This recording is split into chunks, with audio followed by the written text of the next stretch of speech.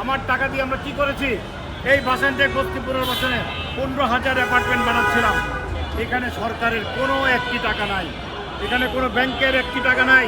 সমস্ত টাকা আমার পরিবারের আত্মীয় স্বজনের এবং সাধারণ গরিবদের খেটে খাওয়া এই মানুষদের টাকা দিয়ে আমি করেছি। সরকারের সমস্যা কোথায়? সরকার পারলে আরেকটা প্রজেক্ট করে দেখাতো, এখনও করুক না আরেকটা প্রজেক্ট। কিন্তু আমরা যেটা করছি সেটা কেন তারা করতে দিচ্ছে না? এই কেনর জবাবের জন্য আজকে আমাদের রাজপথে নামতে হয়েছে। আপনাদের সহযোগিতা চাইতে হচ্ছে, পুরা দেশবাসীর সাথে আমাদের সহযোগিতা চাইতে হচ্ছে। তাই আমি বাংলাদেশের সচেতন মানুষ, রাজনৈতিক ব্যক্তিত্ব এবং যে যেখানে আছেন সবাইকে বলবো, আপনারা যে পেশায় থাকুন, আমরা এই দাবি আদায় না হওয়া পর্যন্ত এই প্রেস ক্লাবে আমরা জীবন দেব। আমরা ঘরে ফিরে যাব না। আপনারা দুইভাবে আমাদের সাহায্য করতে পারেন। প্রথমত, আপনারা নিজেরা আমাদের সাথে চলে আসেন। দ্বিতীয়ত, যাদের আসতে অসুবিধা তারা আপনাদের স্ব এলাকায় নিজের বাড়িতে এই ব্যানার, যেই ব্যানার আমরা ব্যবহার করছি, এই ব্যানার টাঙিয়ে আপনারা সেখানে লাইভ প্রোগ্রাম করেন, আপনাদের হাতের মোবাইল দিয়ে লাইভ প্রোগ্রাম করেন। এই দাবির সাথে আপনারা একত্রতা ঘোষণ করেন। আমাদেরকে মনে রাখতে হবে, 24-এর যে স্বাধীনতা, যে স্পিড এই দেশের মানুষ দেখিয়েছেন, সেটা ম্লান হয়ে যেতে পারে না। আমাদের পূর্ব আকাশে আবার সেই ঘনকাটা দেখা দিচ্ছে এদেশের মানুষের স্বাধীনতা, এদেশের মানুষের বাক স্বাধীনতা নষ্ট করার জন্য। আমরা জনতা আবার আমরা একসাথে একমত হই, আমরা এই সংগ্রামটাকে আছেন, আমরা সবাই মিলে এটাকে সফল করি। মনে রাখবেন, শহীদ মুক্তিযোদ্ধা পরিবার আজকে পথে নামতে বাধ্য করা হয়েছে।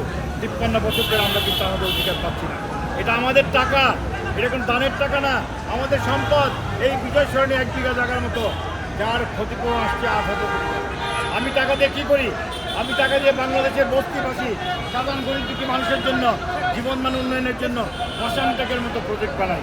যেই প্রজেক্টে সরকারের 1 টাকা লাগে না, যেই প্রজেক্টে কোনো ব্যাংকের থেকে 1 টাকা নেওয়া লাগে না, এটা ব্যক্তি মালিকানা। ঠিক আমি এখনও বলছি, এই 8,000 কোটি টাকা আদায় হয়ে লাগে কী করবো? এদেশে সাধারণ মানুষের জন্যই কাজ করব। 100 কোটি টাকার আমি একটা গরিব মানুষের আত্মকর্মসংস্থানের জন্য সুদমুক্ত আমি ঋণের ঘোষণা দিয়েছি। আমি অন্যান্য জায়গায় বস্তি পুনর্বাসনের জন্য আমার টাকা বিনিয়োগ করব। আজকে আব্দুল রহিমের তৈরি করছে একটা শহীদ পরিবারের সন্তান, আমরা একটা শহীদ পরিবারের সন্তান। আজকে ক্ষতিগ্রস্ত বাবা, তোর কাছে কি সত্য বইলা নাই যে এই লিগে আমার ভালোবাসে না কেউ। যদি অসৎ করে জানতাম সবাই আমার ভালোবাসতো।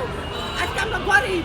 আজকে এখানে একটা সরকারও হুজুর যে পর্যটন সাজাইছে, 25,000 পরিবারের লেগে বেড়া পর্যটন সাজাইছে, নিজের বাপের টাকা দেয় আর বসিবাসী টাকা দেয়। কোনো সরকারের কোনো লোন নয়। আপনাদের মূল দাবি কি? মূল দাবি সচিবালয়ের সামনে আসি বাবা, আমার কাগজটা খালি সরকার উদ্যোগ করে দিব। আমরা পর্যটন আমরা ভয় দেয় না, আমরা ফেরত করা আমরা উঠতে পারি বাবা। খালি আমরা কাগজ উদ্যোগ করে দিলে আমরা ফেরতটা পাওয়া যায়। এই কারণে আমরা আজকে বাবা তোমার কাছে দাঁড়াইছি। আমরা আসি এই বাসনটার দিকে, আমরা ওই বাসনটার দিকে থাকি, ওই বাসনটা গিয়ে আমরা ক্ষতিগ্রস্ত। আজকে 3 দিন ধরে বেড়া সচিবালয় গেটে বসে গেছি, রাস্তার ভিতরে অন্ধকারে, কারেন্ট ছাড়া, গাড়ি ছাড়া। এই কষ্টর ভিতরে বাবা তোমার কাছে ন্যায় বিচার লেগে নাহলে আইতাম না, অনেক কষ্ট ভিতরে আছি। 2015 থেকে বেড়া আমরা কষ্ট করতেছি। এই কষ্ট কেউ কাছে ছোটার লেগে জায়গা পাই না। এই কষ্ট লেগে আমরা তখন সচিবালয়ের সামনে আসি যে সত্যিকার আমার বাবারা দেশটা স্বাধীন করছে। এই স্বাধীনের ভিতরে আমার বাবারা ফয়সালা করে আছে। আমি অনেক কষ্ট যাচ্ছি, না পাইতেছি ভাত, না পাইতেছি কারেন্ট, না পাইতেছি কিছু। অনেক ক্ষতিগ্রস্ত বাবা। তোরা কাগজ দেখা, যদি কাগজে কোনো ভুল থাকে তাহলে তোরা আমরা আইনের কাটবে ব্যবহার করাবি। আমরা দাবি না খালি বাবা ফয়সালা